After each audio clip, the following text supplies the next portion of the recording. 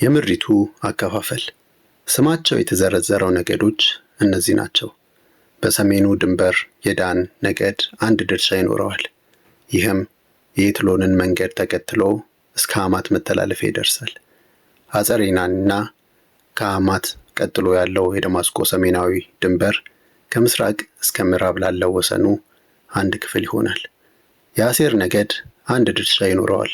ይህም የዳንን ምድር ከምስራቅ እስከ ምዕራብ ያዋስናል። የንፍታሌም ነገድ አንድ ድርሻ ይኖረዋል። ይህም የአሴርን ምድር ከምስራቅ እስከ ምዕራብ ያዋስናል። የምናሴ ነገድ አንድ ድርሻ ይኖረዋል። ይህም የንፍታሌምን ምድር ከምስራቅ እስከ ምዕራብ ያዋስናል። የኤፍሬም ነገድ አንድ ድርሻ ይኖረዋል።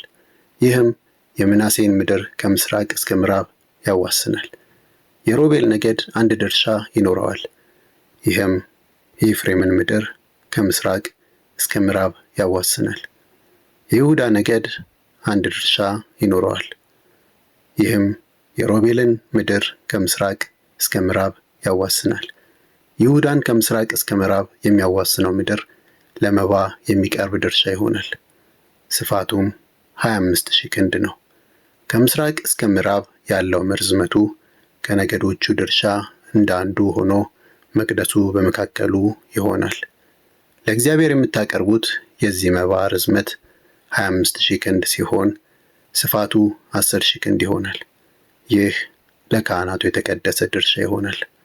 በሰሜን በኩል ርዝመቱ 25,000 ክንድ፣ በምዕራብ በኩል ወርዱ 10,000 ክንድ፣ በምስራቅ በኩል ወርዱ 10,000 ክንድ ሲሆን በደቡብ በኩል ርዝመቱ 25,000 ክንድ ይሆናል።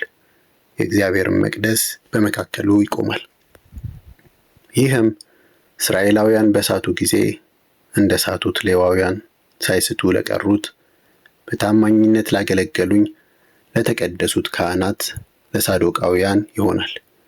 የሌዋውያንን ምድር ከሚያዋስነው ከምድሪቱ ቅዱስ ድርሻ እጅግ የተቀደሰው ድርሻ ለእነርሱ ልዩ ስጦታ ይሆናል።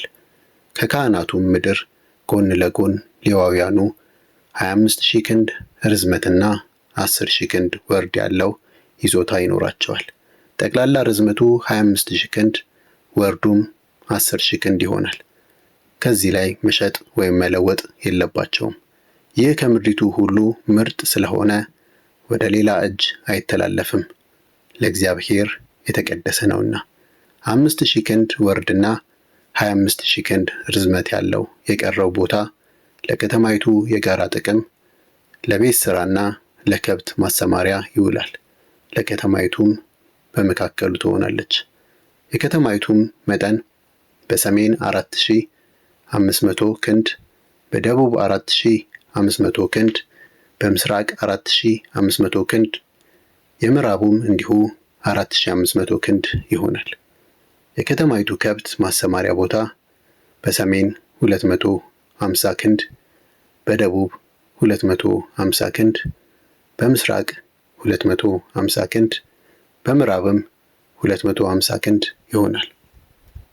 ከዚህ የሚቀረው የተቀደሰውን ክፍል የሚያዋስነውና በተጓዳኝ ያለው ቦታ በምስራቅ 10,000 ክንድ፣ በምዕራብ 10,000 ክንድ ይሆናል።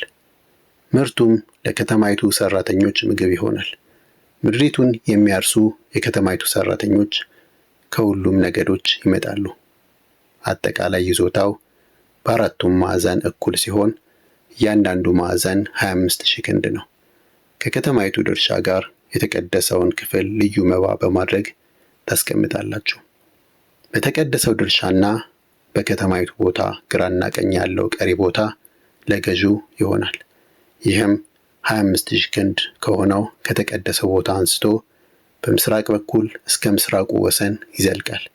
በምዕራቡም በኩል እንዲሁ 25,000 ክንድ ከሆነው ይዞታ አንስቶ እስከ ምዕራቡ ወሰን ይዘልቃል።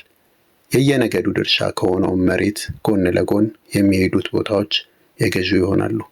የተቀደሰው ቦታና መቅደሱ በመካከላቸው ይሆናሉ። ስለዚህ የሌዋውያኑ ይዞታና የከተማይቱ ይዞታ ለገዢው በተሰጠው ቦታ መካከል ይሆናል። የገዢው ቦታም በይሁዳ ድንበርና በብንያም ድንበር መካከል ይሆናል። የቀሩት ነገዶች ድርሻ እንደሚከተለው ይሆናል። የብንያም ነገድ አንድ ድርሻ ይኖረዋል። ይህም ከምስራቅ እስከ ምዕራብ ይዘልቃል። የስምዖን ነገድ አንድ ድርሻ ይኖረዋል። ይህም የስምዖንን ምድር ከምስራቅ እስከ ምዕራብ ያዋስናል። የይሳኮር ነገድ አንድ ድርሻ ይኖረዋል። ይህም የስምዖንን ምድር ከምስራቅ እስከ ምዕራብ ያዋስናል። የዛብሎን ነገድ አንድ ድርሻ ይኖረዋል። ይህም የይሳኮርን ምድር ከምስራቅ እስከ ምዕራብ ያዋስናል። የጋድ ነገድ አንድ ድርሻ ይኖረዋል። ይህም የዛብሎንን ግዛት ከምስራቅ እስከ ምዕራብ ያዋስናል። የጋድ ደቡባዊ ወሰን ከታማር ደቡብ እስከ ሜሪባ ቃዴስ ውኆች ይደርሳል። የግብፅን ደረቅ ወንዝ ይዞ እስከ ታላቁ ባህር ይዘልቃል። ለእስራኤል ነገዶች ርስት አድርጋችሁ የምታከፋፍሏት ምድር ይህች ናት። ድርሻዎቻቸውም እነዚህ ናቸው ይላል ጌታ እግዚአብሔር። የከተማይቱ በሮች። የከተማይቱ መውጫ በሮች እነዚህ ናቸው።